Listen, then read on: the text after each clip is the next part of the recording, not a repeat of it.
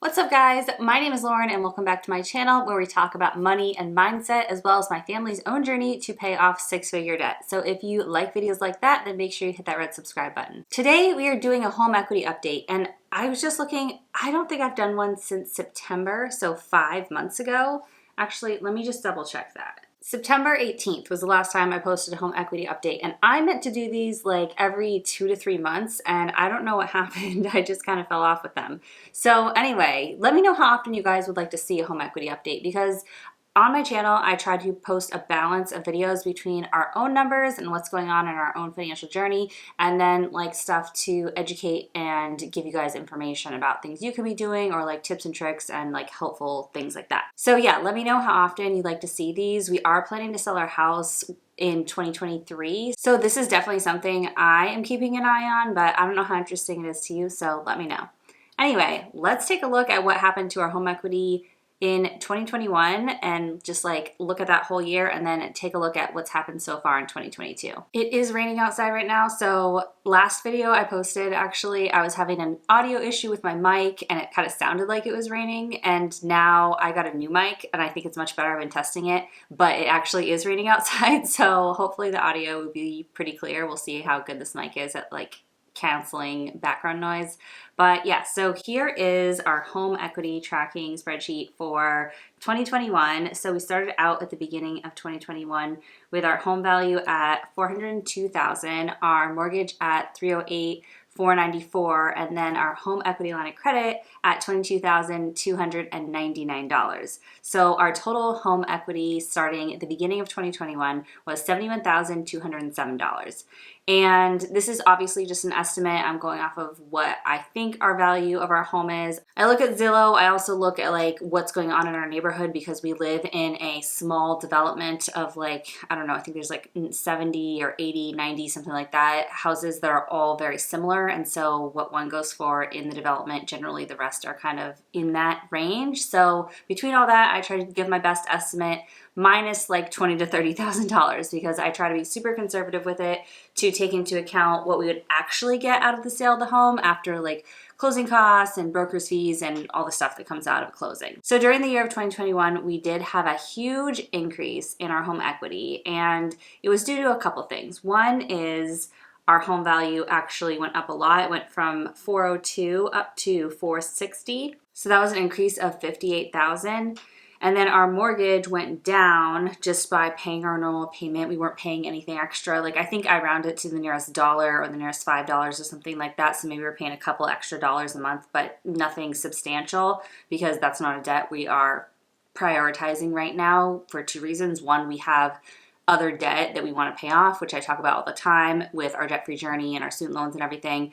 And then also because we are planning to sell our house, it just doesn't feel like necessary to really push hard to pay down our mortgage. So our mortgage went from $308,494 down to $302,403. So that was a decrease of just over $6,000. So about $500 of our mortgage payment every single month goes towards principal and the rest goes towards interest. Our total mortgage payment every month is $1,880, and I think about $400 to $500 of that goes towards property taxes, and then about $500 goes towards principal, and then the rest of that payment is just going to mortgage interest. So when you buy a home, you think, oh, I'm gonna, build so much equity and not be wasting money on rent. But when you're at the beginning of your mortgage, so much of your payment is interest, and it's not till like later in your mortgage when you get to pay like more of that payment towards principal and really start to accelerate on the growth of the equity in your home by paying down your mortgage. So if you're not going to stay in a house that long, you have to weigh that into account when you're thinking about the mortgage, because more is going to interest than is going to principal from our payment. And we've been here, we bought it in 2017. So this May will be 5 years, and still like a huge amount, like $700 or so a month is going towards interest, and we have a pretty low interest rate on our mortgage. Our mortgage is 3.5% interest rate. Just keep that in mind when you're thinking about your mortgage. But anyway, so the home equity line of credit started out at $22,299. We took that out to do some improvements on the property and then also put it towards a couple repairs that came up, and we actually were able to pay that off. We paid it off the last month of the year. In December, it started out with a balance of $16,289, and then we paid it off down to zero before the end of the year. So that was really exciting. We took a lot from our savings, from our emergency fund. We like bumped down our emergency fund a good amount in order to make that payment because we just didn't feel like we needed such a big emergency fund when we were paying interest on so many different debts. So yeah, I've talked all about that. But we ended the year with an equity in our home of $157,597. So we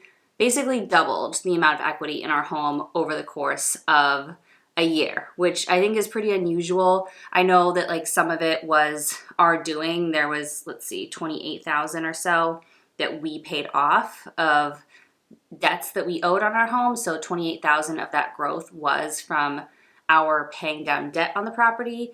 But then the rest was it just going up by $58,000. So we bought it for $340,000. So it went up $60,000 over the course of basically 4 years. And then it went up another $60,000 over the course of 1 year. So obviously that's like not normal growth, but we will take that win and be happy about it.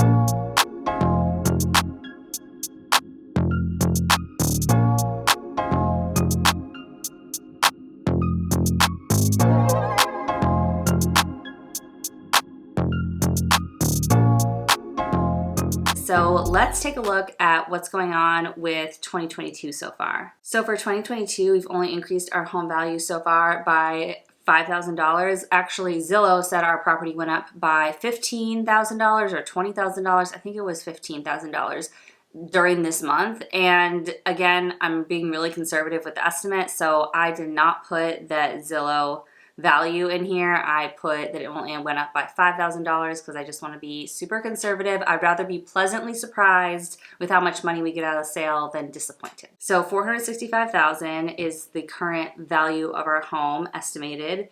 And then mortgage is at $301,380. So that will go down by about $500 a month because it's about like $512 right now. I think that's going to pay off principal each month. So every month it gets like a little bit higher, so a couple dollars more. So we'll pay off another like maybe $6,200 off our mortgage this year just by making our normal payments. So at a minimum, our property should go up by at least $6,000 as long as the value of our home doesn't drop. If our value of our home drops, obviously, then the mortgage payments will like offset some of that. But yeah, hopefully the value of our home will keep going up. It's an interesting question. It's our money and our livelihood, so it matters a lot. But also as just like a general fan of personal finance and like learning more about the markets, the real estate market, the stock market, all that stuff, I am very curious to see what happens to the housing market in 2022 and 2023 because prices of houses have gone up a lot, but we've also had the lowest interest rates in a long time. So basically here in the US, the Federal Reserve sets a federal funds rate, and that is the rate that they use for certain debts, but it's not how mortgages or car loans or credit card rates are set. But it does directly affect the rates that are available on private loans like mortgages or car loans and stuff like that. So the Fed currently has interest rates like close to zero. So that means people have been able to get mortgages around like 3% or so, give or take. And the Fed has said that they are going to raise interest rates at least 6 times this year. It started out with them saying twice, and now they're up to 6 times. And part of why they're doing that is to combat inflation, I think, because inflation is getting really high. And then when you raise interest rates, that supposedly brings inflation down because your money doesn't go as far. Like if you want to buy a house, if the interest rate is higher, then you can't buy as much house because your mortgage payment's gonna be more expensive with a higher interest rate. So supposedly that can suppress the cost of housing. So I'm curious to see what happens because the other factor is there's still really, really low inventory. So there's a lot of people who wanna buy houses and not enough houses. So they're kind of like opposing forces when you raise interest rates, but there's no houses to buy. Like, what's that going to do to the market? So obviously I'm hoping that it stays the same or goes up because we're looking to sell. I know a lot of people are hoping that it goes down because millennials are looking to get into the housing market, and I totally get that. So it's okay if you're rooting against what I'm rooting for. I won't take it personal, but yeah, we're looking to sell sometime in the next like 18 months, and then we're looking to buy a few years after that. So I'm hoping that prices stay high, we sell, and then prices drop, and then we get to buy it. So who knows if we'll get lucky like that. Whatever it is, like, we are going to plan the timeline that works for our life and our family, and not just plan based on what we are maybe predicting the market to do. Like, I just don't want to live that way, and there's no way we'll be able to predict it accurately. Like, if somebody could predict it accurately, then they would be the richest person in the world because they would know how to predict it. So it's not really possible to predict everything that's going to go on in any of the markets, including the real estate market. So we make the best decisions we can with the information we have and what works for our family. So we are not looking to sell right now because I am my 5 months pregnant. I think at 21 weeks, you're 5 months. Anyway, I'm like 4.5, 5 months pregnant, and moving at this point is not something we want to do. We like our house, but we want to move to a better school district sometime in the next like year or two. But we are very happy here now, and so this house is perfectly fine and comfortable and great for having 2 little ones. But we will want to move sometime like next year so we can get settled in our new neighborhood and area before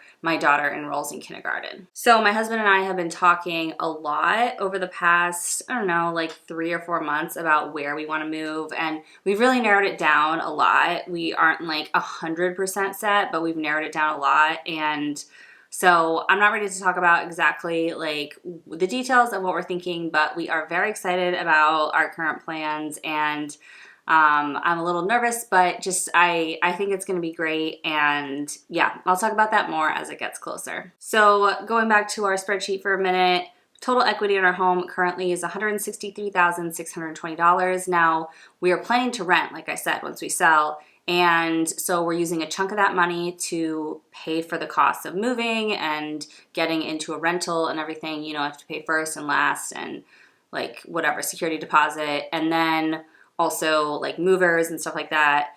And then the rest of it, we are planning to put towards debt.